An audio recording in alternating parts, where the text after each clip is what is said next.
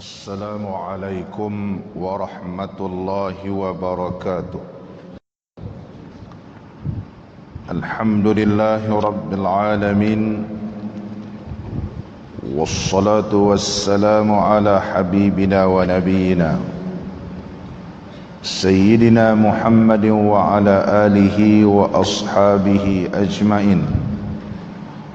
رب اشرح لي صدري ويسر لي أمري واحلل عقدة من لساني يفقه قولي. اللهم افتح علينا فتوح العارفين وارزقنا فهم النبيين وإلهام الملائكة المقربين. يا حي يا قيوم يا رب موسى وهارون ونوح وإبراهيم ومحمد صلى الله عليه وسلم، أكرمنا بجودة الحفظ والفهم وارزقنا الحكمة والثبات الذهني والعقل والحلم والعلم والنجاح في الدنيا والآخرة بحق سيدنا محمد صلى الله عليه وسلم يا رب العالمين. أما بعد، alhamdulillah, bersyukur kita kehadrat Allah Subhanahu wa taala kerana dapat kita sama-sama pada pagi ini menunaikan sembahyang fardu subuh secara berjamaah. Kemudian kita berzikir dan berdoa. Seterusnya berada di dalam majlis ilmu, meneruskan pembacaan kitab Jam'ul Fawaid karangan Al-Alim Al-Allamah Al-Syekh Daud Al-Fatani rahimahullahu ta'ala rahmatan wasi'ah. Mudah-mudahan Allah golongkan kita semua di kalangan hamba-hamba Allah yang bertakwa kepadanya. Pada pagi ini kita menyambung lagi beberapa hadis Nabi sallallahu alaihi wasallam yang menerangkan kepada kita kelebihan beribadat pada bulan Rajab.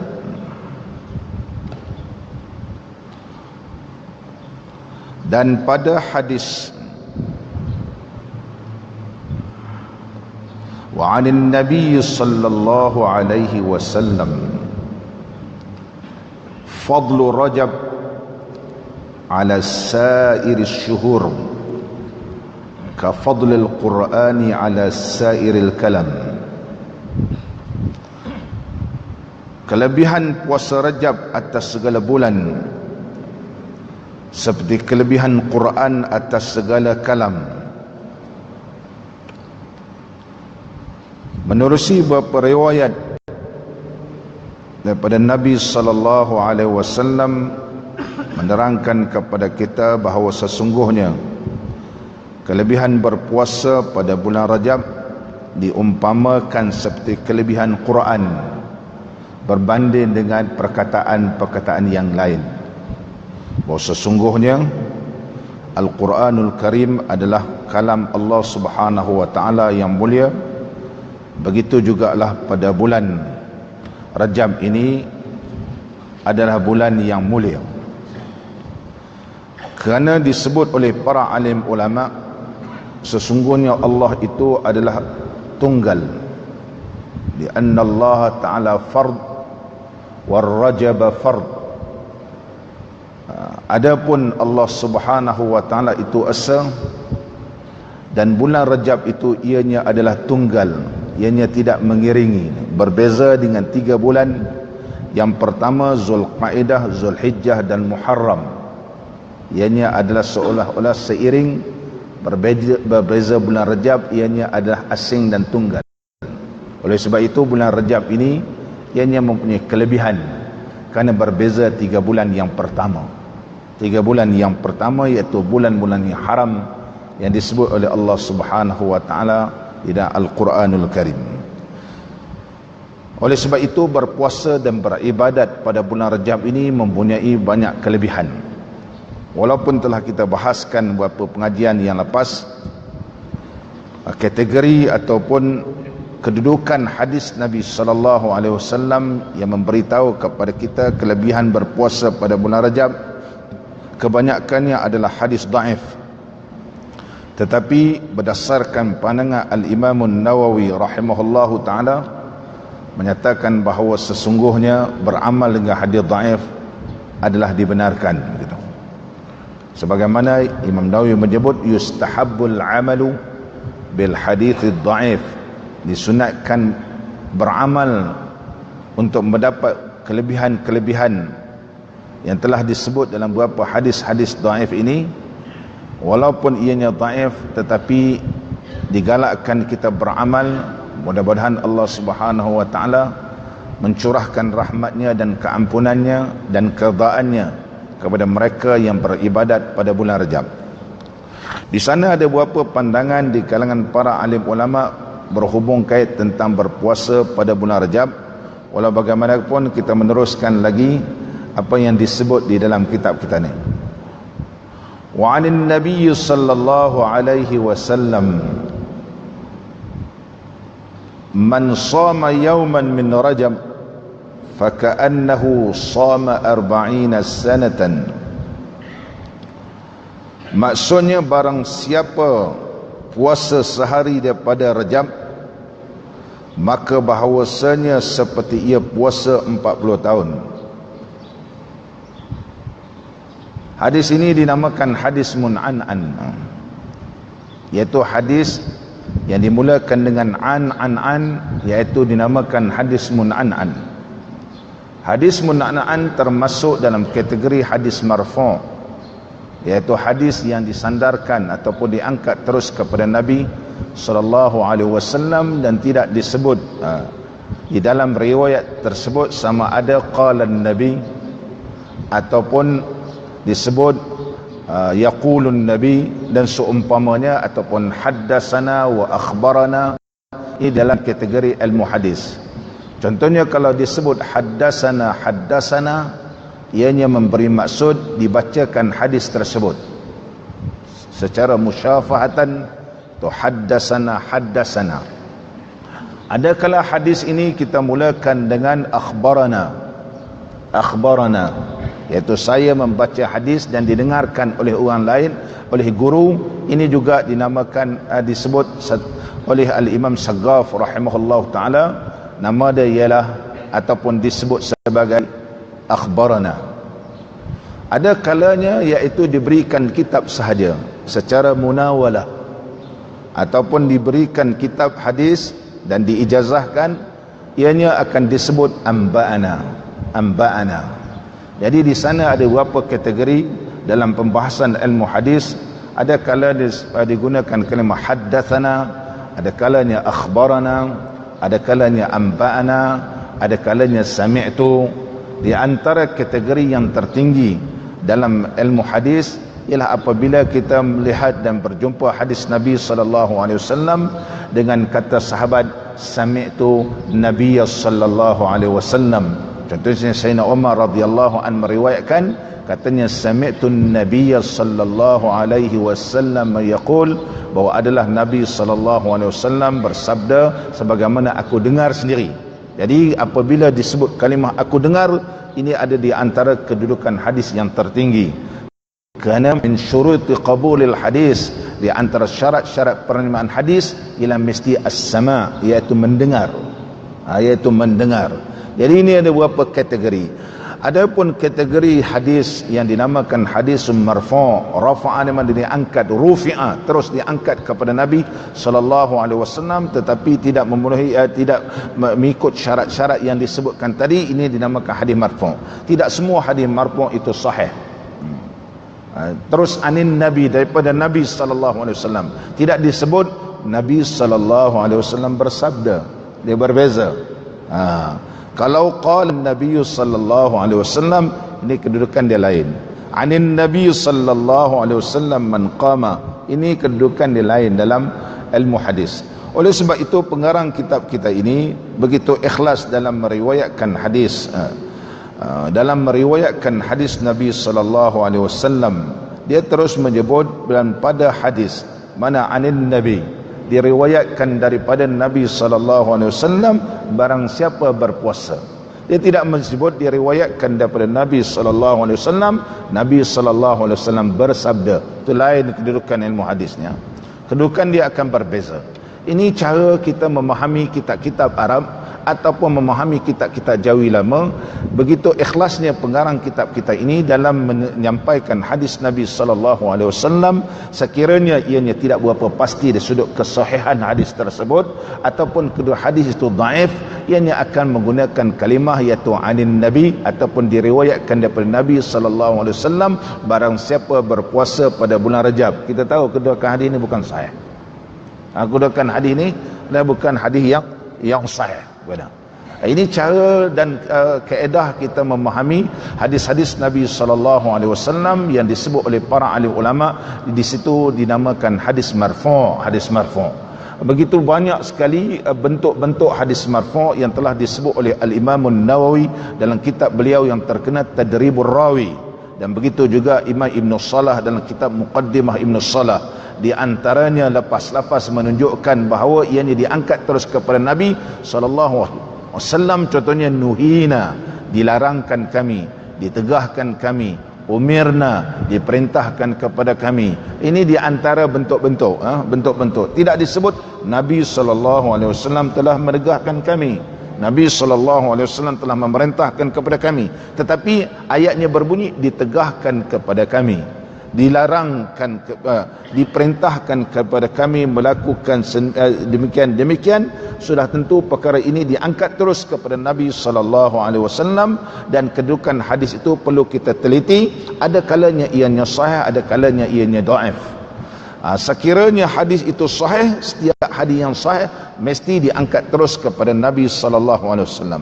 Tidak semua hadis yang diangkat terus Nabi SAW hadis itu adalah hadis yang sahih. Di antaranya ialah hadis mu'an'an, iaitu dimulakan dengan an, dinamakan hadis mun'an'an. Ada lagi satu hadis nama hadis mun'an'an, dimulakan dengan anna sampailah anna Rasulullah sallallahu alaihi wasallam. Ini dinamakan hadis mun'an'an, hadis mun'an'an dalam pelajaran mempelajari ilmu mustalahul hadis. Jadi jelas kepada kita hadis ini adalah hadis yang dhaif. Hanya untuk sebagai fadailul amal, mudah-mudahan kita beramal pada bulan Rajab yang dinamakan bulan yang tunggal. Allah itu esa bulan itu tunggal, maka mempunyai kelebihan yang begitu besar di dalam bulan tersebut. Muslimin dan muslimat hafizakumullah. وعن النبي صلى الله عليه وسلم من صام 10 أيام من رجب جعل الله له جناحين موشحين بالدر والياقوت بطير بهما كالبرق اللامع على الصراط. Di antara kelebihan juga berpuasa pada bulan Rajab, dan lagi daripada hadis pula, barang siapa puasa 10 hari pada Rajab, menjadikan Allah Ta'ala baginya 2 sayap yang hijau yang disucikan daripada dur, permata dan yakut, terbang dengan keduanya seperti kilat yang menyambar di atas siratal mustaqim. Barang siapa yang berpuasa pada bulan Rajab, ja'alallahu lahu janahaini, maka Allah berikan kepada dia ada 2 janah, iaitu 2 sayap, dia kata, yang dibertatahkan dengan bidurri wal yakut, iaitu daripada permata, wal yakut juga permata yakut, yang mana terbang, dia kata, yatiru bihima, yatiru bihima, yang terbang bihima bijanahain, iaitu boleh terbang dengan 2 sayap tersebut, boleh terbang dengan 2 sayap tersebut, kalbarqil lami'i, seumpama kilat yang begitu menyambar, seperti kilat yang menyambar. Di mana tu? Ala sirat, iaitu di atas titian siratal mustaqim, Ini juga di antara kelebihan lah berpuasa pada bulan Rajab, kerana berpuasa pada bulan tersebut boleh Allah Subhanahu wa taala berikan satu kelebihan, terbang di atas titian siratal mustaqim diumpama kilat, mana lalu di atas titian siratal mustaqim dalam keadaan selamat, kata. Dalam keadaan selamat. Muslimin dan muslimat yang dirahmati oleh Allah Ta'ala, di antara kelebihan di bulan Rajab yang telah kita bacakan tadi, ianya termasuk di antara bulan-bulan yang haram, iaitu bulan yang haram berperang, dan digalakkan beristighfar pada bulan tersebut yang dinamakan bulan istighfar, dan banyakkan berpuasa, kerana Allah Subhanahu wa taala telah menyediakan di dalam bulan tersebut dengan banyak kelebihan. Oleh sebab itu dinamakan Rajab, kerana Rajab itu memberi maksud agung ataupun ta'zim, memuliakan, mengagungkan bulan tersebut. Oleh sebab itu, kerana bulan tersebut mempunyai kelebihan dan diagungkan, maka ianya dinamakan bulan Rajab, dinamakan bulan Rajab. Di antara yang digalakkan ialah berpuasa yang tanpa ada khilaf di kalangan para alim ulama. Di kalangan para alim ulama, hanya di sana ada beberapa pandangan di kalangan para alim ulama masalah berpuasa pada bulan Rajab. Di antara yang memakruhkan berpuasa pada bulan Rajab sebulan penuh ialah di kalangan para sahabat yang memakruhkan. Di antaranya ialah Sayyidina Umar radhiyallahu an. Maka Sayyidina Umar radhiyallahu an memakruhkan berpuasa pada bulan Rajab ni sebulan penuh. Kemudian selepas itu tidak berpuasa. Sebab disebut di dalam kitab, wa mimman kariha ifradahu kamilan, mana di antara para sahabat yang memakruhkan ifrad, menunggalkan berpuasa sebulan penuh pada bulan Rajab, kemudian tidak berpuasa selepas itu pada bulan Sya'ban. Di antaranya ialah Sayyidina Umar ibn Khattab radhiyallahu anhu, wa Abdullah ibn Umar, anak Sayyidina Umar radhiyallahu anhu, wa Ibnu Abbas radhiyallahu anhuma, dan begitu juga Abdullah bin Abbas radhiyallahu anhuma, mana memakruhkan berpuasa penuh pada bulan Rajab. Mana puasa boleh, jangan puasa penuh. Dalam kitab kita pun tidak menyebut puasa penuh. Dan kitab kita juga menyebut puasa hari pertama, hari kedua, hari ketiga, hari keempat, sehingga hari yang ke-15 begitu. Dan beberapa hari-hari yang lain, dan hari-hari putih 13, 14, 15. Maknanya apa yang disebut dalam kitab kita tidak bertentangan apa yang dibahaskan oleh para ahli ulama, sebagaimana yang dilakukan oleh Sayyidina Umar radhiyallahu an, ianya tetap berpuasa tapi memakruhkan kalau puasa penuh, kerana puasa penuh ini ialah pada bulan Ramadan sahaja, pada bulan Ramadan. Begitu juga di kalangan para sahabat, iaitu Abu Bakrah radhiyallahu an. Abu Bakrah dinamakan Abu Bakrah, nama beliau ialah Nabi Ibn al-Harith. Abu Bakrah ini dinamakan ianya Bakrah bukan Sayyidina Abu Bakar, nama dia Abu Bakrah kerana dia suka semayang awal gitu. Nak sentiasa berlumba-lumba nak mendapatkan rakaat pertama dengan Nabi sallallahu alaihi wasallam. Maka oleh sebab itu dinamakan Abu Bakrah, mana Abu bapa yang berpagi-pagi.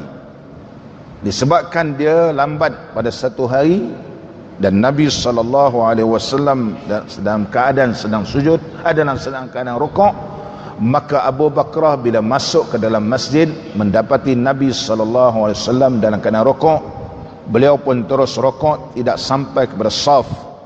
Apabila selesai semayang, Nabi sallallahu alaihi wasallam bersabda, zadakallahu hirsa wala ta'ud. Zadakallahu hirsa. Mudah-mudahan Allah menambahkan ketamakan kamu wahai Abu Bakar. Ini riwayat daripada Imam Bukhari. Kisahnya ialah Abu Bakar. Adapun di dalam kitab-kitab fiqh dan sebagainya menyebut Sayyidina Abu Bakar, ianya tidak terdapat di dalam riwayat Imam Bukhari. Adapun riwayat Imam Bukhari, nama beliau ialah Abu Bakrah, digelarkan Abu Bakrah, namanya Nafi' ibn al-Harith. Maka Nabi SAW beritahu, zadakallahu hirsa wala ta'un. Mudah-mudahan Allah menambahkan ketamakan kamu nak dapat rakaat sama. Lain kali jangan buat.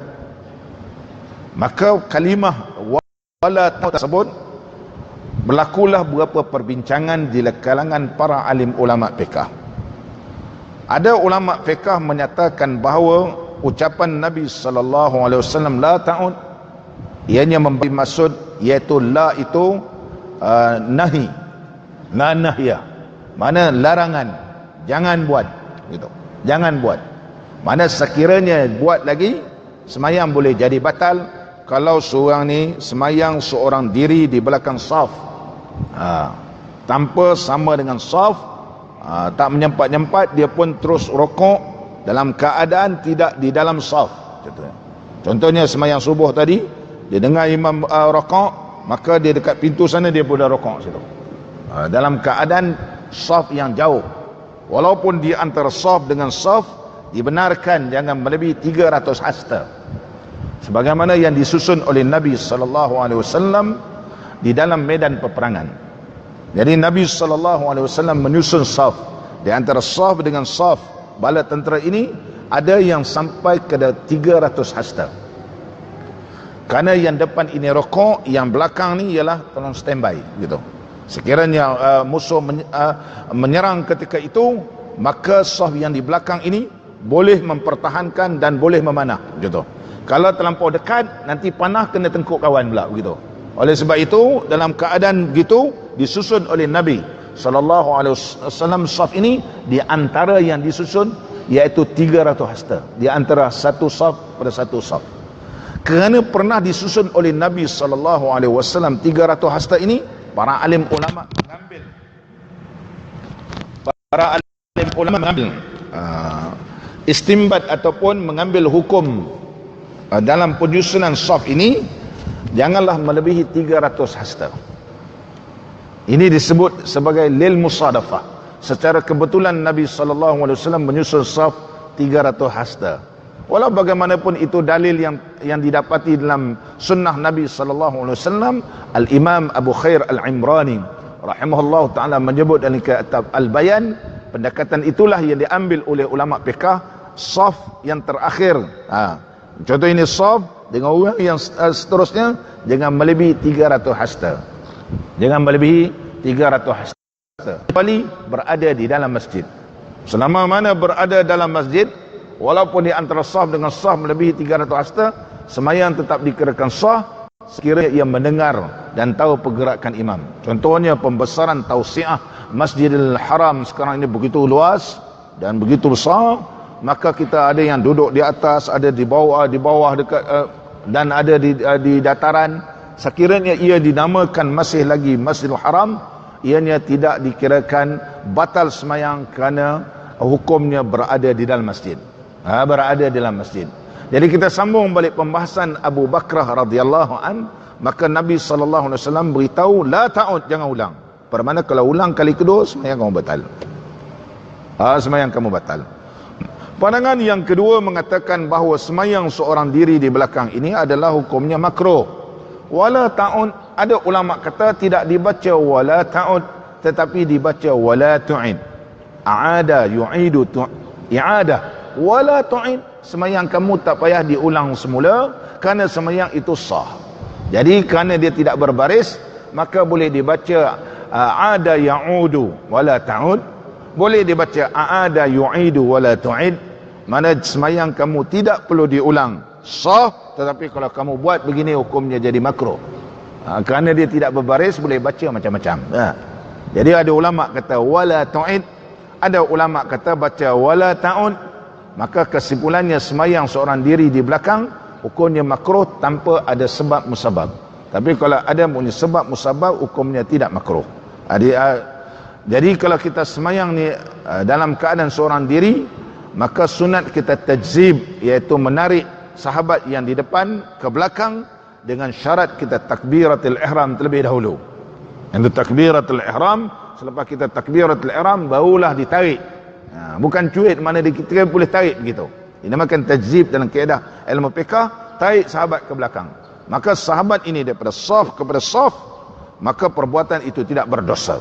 Tapi kalau kita datang terus cuit dia ni dan dia pergi, dia reverse ke belakang ataupun dia pergi ke belakang, maka apabila dia bergerak ke belakang dalam keadaan daripada saf kepada tanpa saf, maka perbuatan kita adalah berdosa. Perbuatan kita berdosa. Ini dibahaskan begitu panjang di kalangan para alim ulama. Begitulah kisah Abu Bakrah. Jadi Abu Bakrah radhiyallahu an menyatakan bahawa hukumnya adalah makruh, dia kata. Walaupun riwayat Abu Bakrah ni di hujungnya akhir riwayat yang lain dipertikaikan di kalangan para ahli ulama kerana kedudukan Abu Bakrah pernah dihukum oleh Sayyidina Umar radhiyallahu an. Itu pembahasan yang panjang.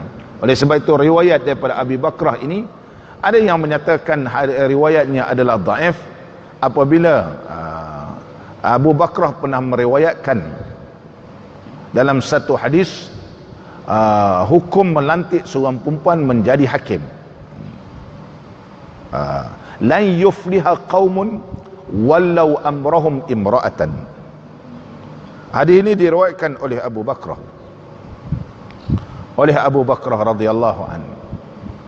Maka dipertikaikan oleh ulama kedudukan Abu Bakrah ketika meriwayatkan hadis itu.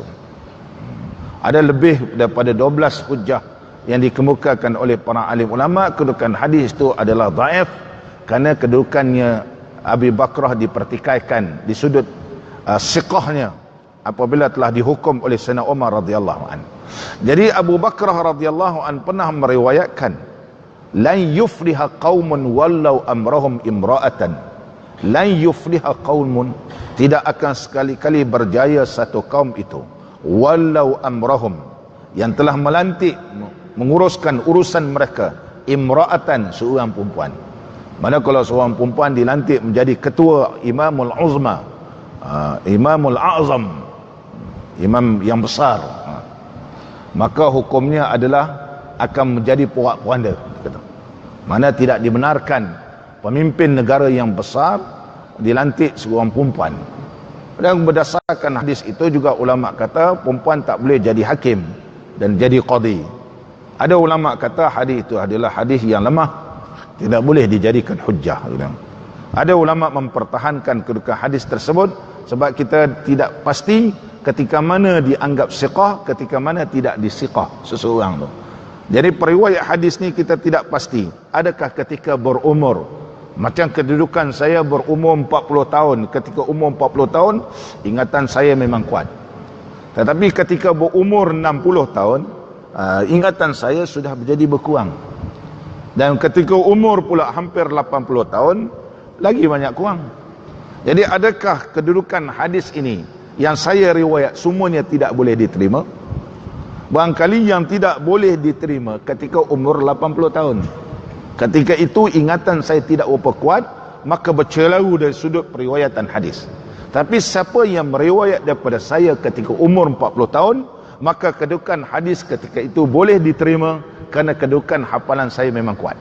Jadi siapakah yang dapat memastikan kedudukan periwayat hadis itu, ketika mana dia kuat ingatan, ketika mana dia bercelaru? Mana orang zaman sekarang ni tidak akan dapat mengetahui, kecuali mereka yang berada sezaman dengan dia. Oleh sebab itu bercelarunya takhrij hadis di zaman mutaakhirin ini, kerana dia melihat dalam sinarai periwayat-periwayat hadis hafalan bercelaru, dia tulis nama Syukri Najib, hafalan bercelaru. Kemudian tak boleh tengok begitu, hafalan bercelaru ketika berumur 60 tahun ke atas. Jadi tidak boleh kita baca hadis bertemu an Syukri Najib contohnya. Kita kata hadis ini dhaif kerana hafalan Syekh Syukri ni ialah celaru. Bercelarunya ketika umur 60 tahun. Tapi ketika umur 40 tahun tak bercelaru. Siapa di zaman sekarang boleh memastikan celarunya ketika umur 60, tak bercelarunya berumur 40? Ini kadang-kadang adik-adik kita belajar ilmu hadis, dia tak sampai dalam bab itu. Dia tak sampai dalam bab itu.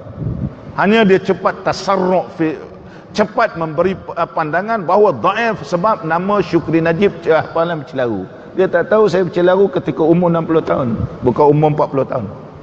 Tidak ada zaman sekarang ni orang boleh pastikan. Oleh sebab itu bila kita dengar ceramah zaman sekarang ni, ramai orang mendakwa bahawa hadis ni dhaif, hadis ni tak betul, hadis tak betul. Kerana dia melihat bahawa nama seseorang tu. Ini kena mempelajari ilmu hadis begitu teliti dalam menentukan kesahihan hadis Nabi sallallahu alaihi wasallam. Oleh sebab itu Syekh Ibn Salah kata, adapun takhrij di zamanku ini tidak boleh diterima. Ibn Salah sebut dalam kitab Muqaddimah Ibn Salah, adapun penilaian hadis berada di zamanku ini tidak boleh diterima kerana jaraknya begitu jauh.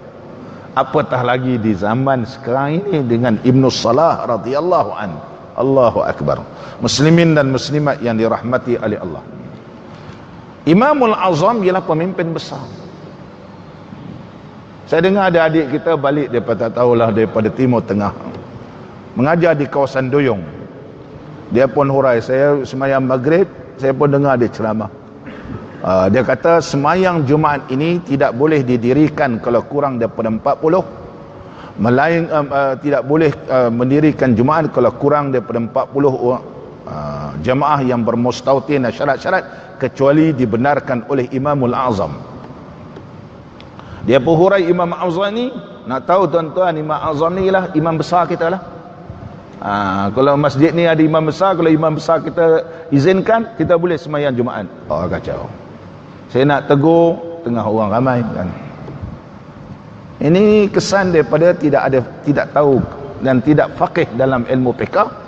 Maka nanti berlakulah di negeri Melaka, contohnya kalau ustaz yang mengajar sana sini, kurang daripada 40, minta izin kepada imam besar diri jemaat, boleh diri jemaat.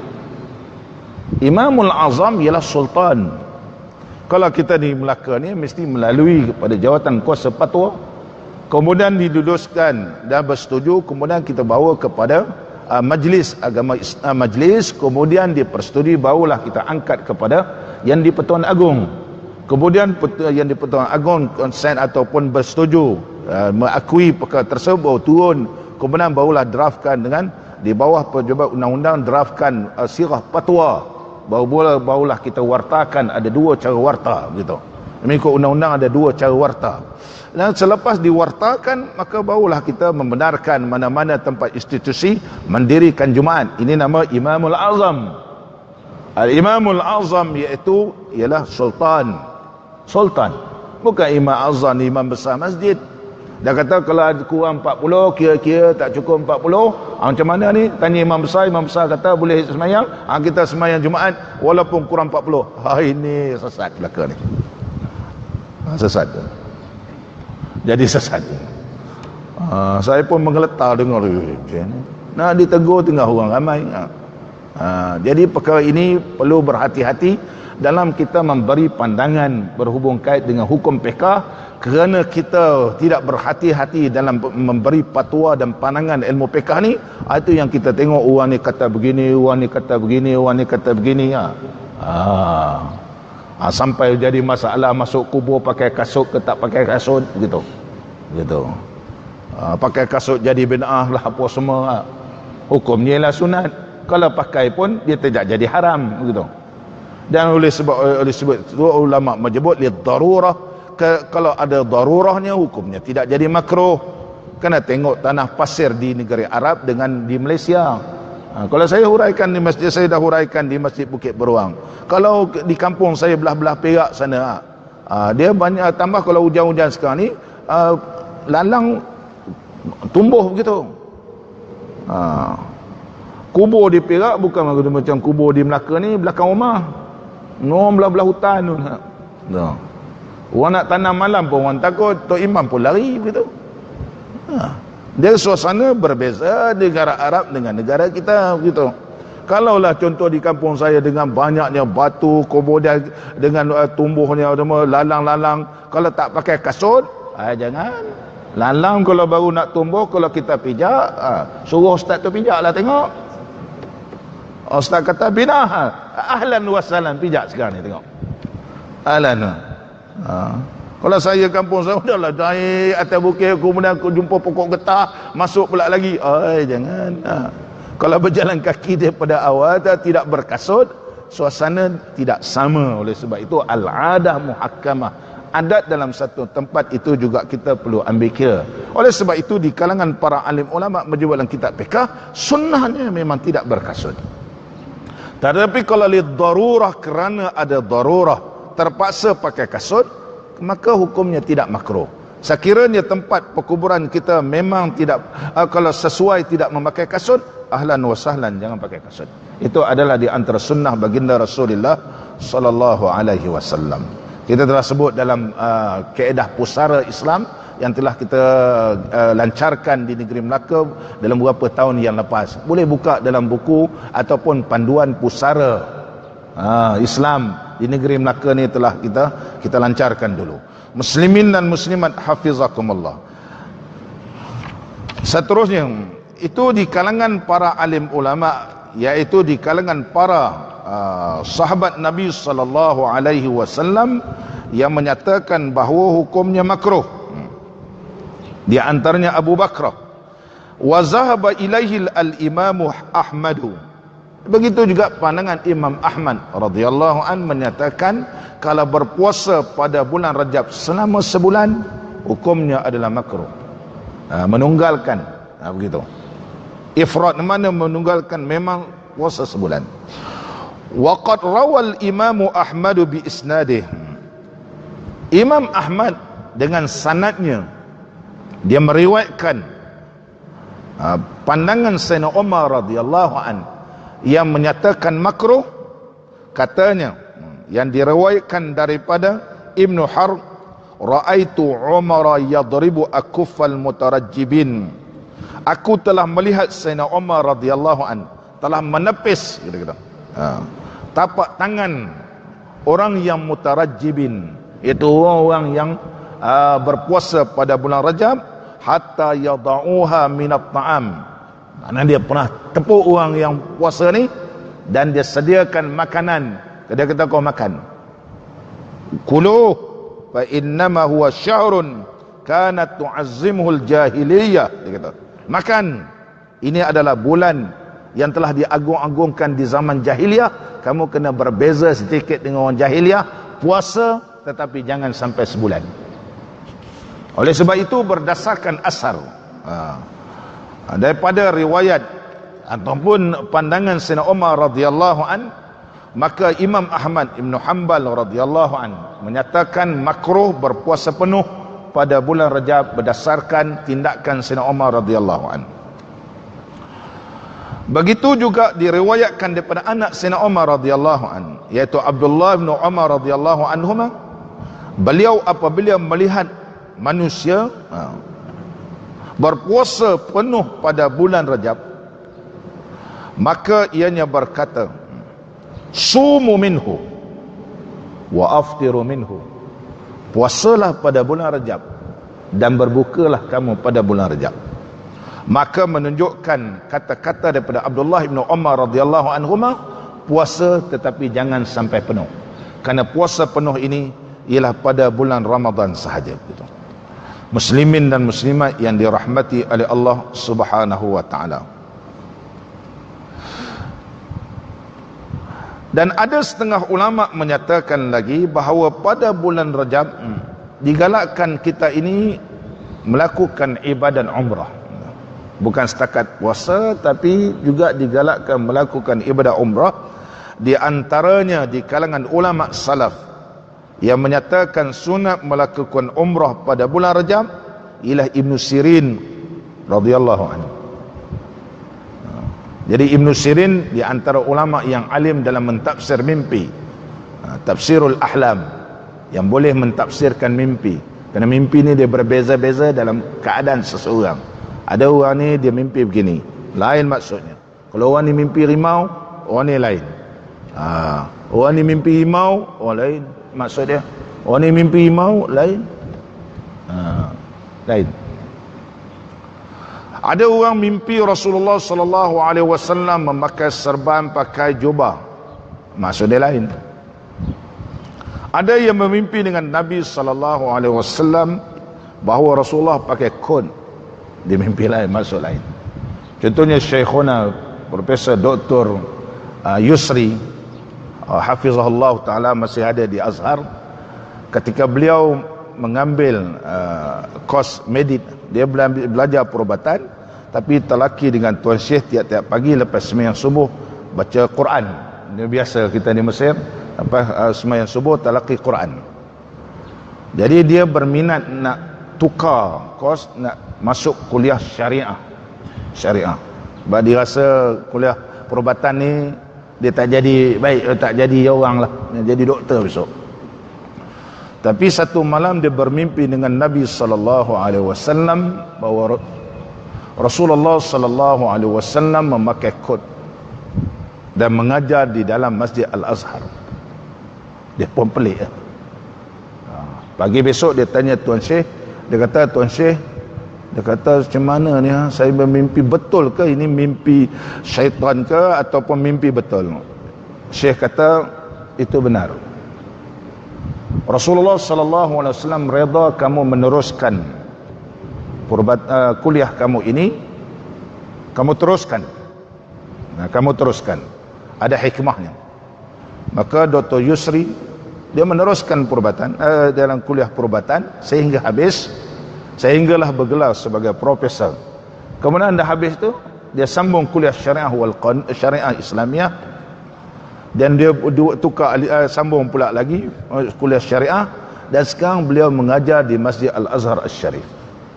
Bila dia habis berkhidmat di hospital, kemudian pergi lepas sembahyang asar di Masjid Al-Azhar dalam keadaan pakai kod macam doktor pakar, mengajar Sahih Al-Imam Al-Bukhari dan mengajar kitab fiqh Hasyiatul Bajuri.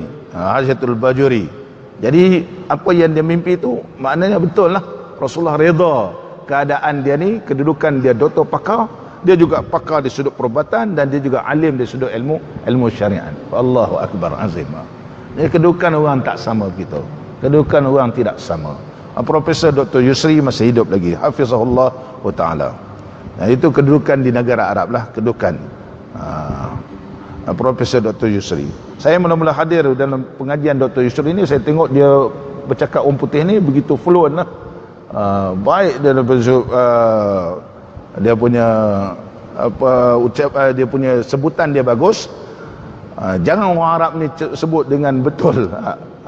Kalau orang Arab ni kalau sebut fall gitu lah, dia betul dia sebut dia. Jadi saya pun heran, rupanya dia adalah doktor pakar dan lama berkhidmat di luar negara. Ketika beliau berada di Perancis, beliau sempat mengkhatamkan pembacaan kitab Hasyiatul Bajuri yang saya baca untuk jabatan mufti. Hasyiatul Bajuri selama 4 tahun khatam begitu. Dan beliau pun dipanggil kembali ke Mesir. Sekarang dia berkhidmat di Masjid Al-Azhar Al-Sharif, mengajar kitab-kitab fiqh dan hadis Nabi sallallahu alaihi wasallam.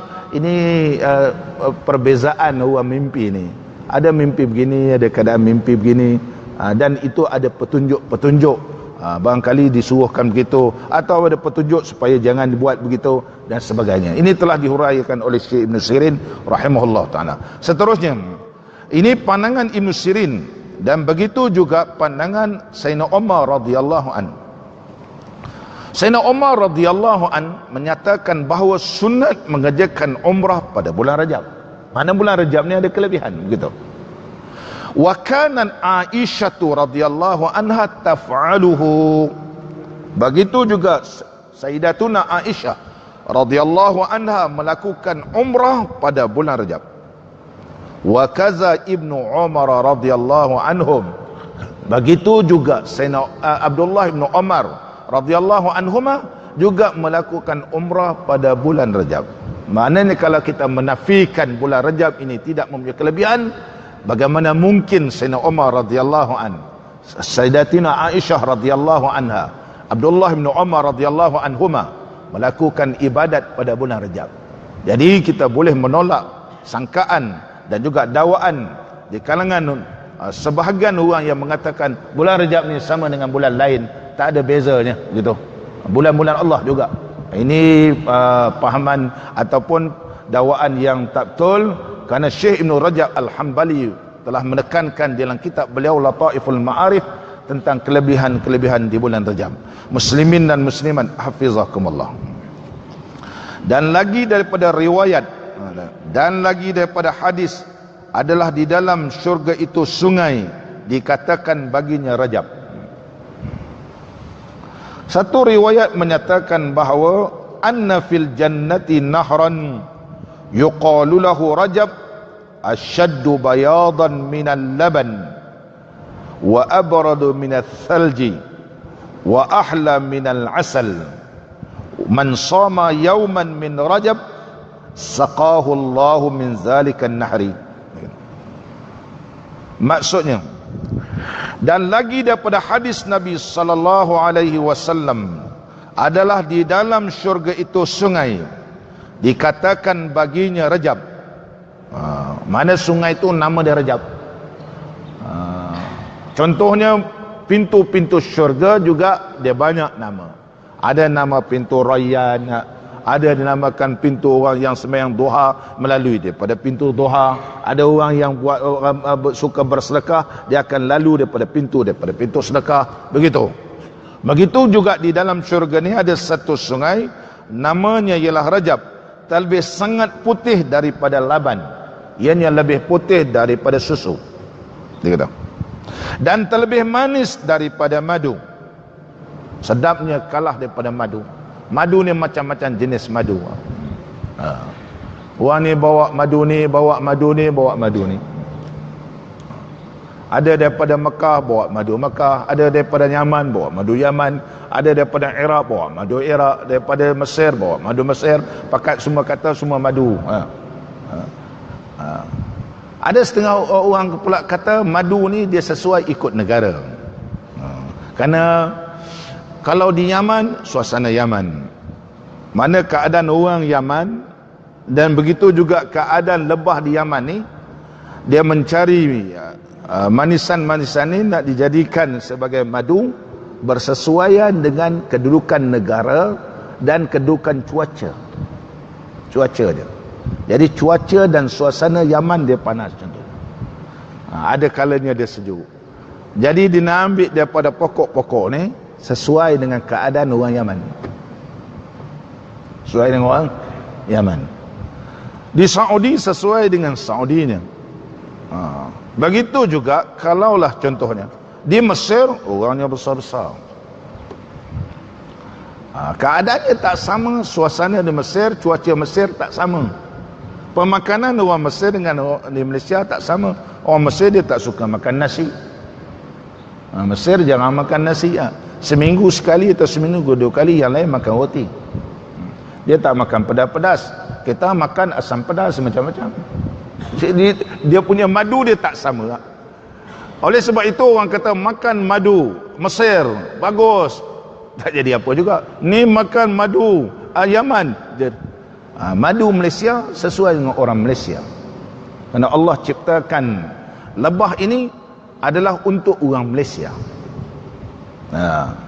Dan dia mengambil manisan ini adalah sesuai dengan ubat dan penyakit orang Malaysia ni.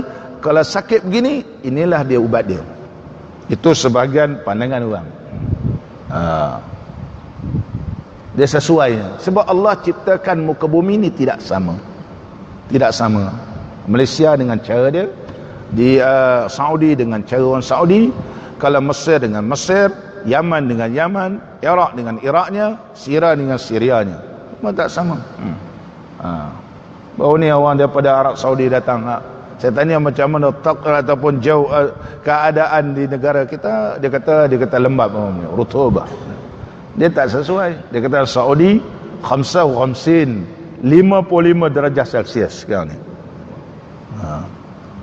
Sahabat-sahabat kita mengerjakan ibadah haji 55, 50, 50, Allahu Akbar. Ini sebagai cabaran untuk mendapat haji mabrur.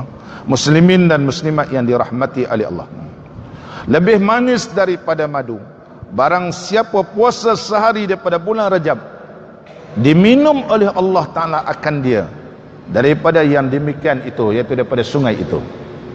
Ini walaupun kita tidak jelas dari sudut sahihnya, kita tetap boleh beramal dengan hadis-hadis ini untuk mendapatkan keredaan dan rahmat daripada Allah Subhanahu wa ta'ala. Mudah-mudahan bila kita beramal pada bulan yang dimuliakan oleh Allah, maka Allah cinta kepada kita. Bila Allah cinta kepada kita, Allah berikan keampunan dan keredaan kepada kita semua. Mudah-mudahan apa yang kita bincang pada pagi ini mendapat keberkatan di sisi Allah Ta'ala. Kita mohon kepada Allah Ta'ala supaya Allah berikan kekuatan kepada kita, mantapnya iman kita bagi diri kita dan ahli keluarga kita, dan dipermudahkan kita semua mengucap kalimah la ilaha illallah Muhammadur Rasulullah di akhir hayat kita nanti.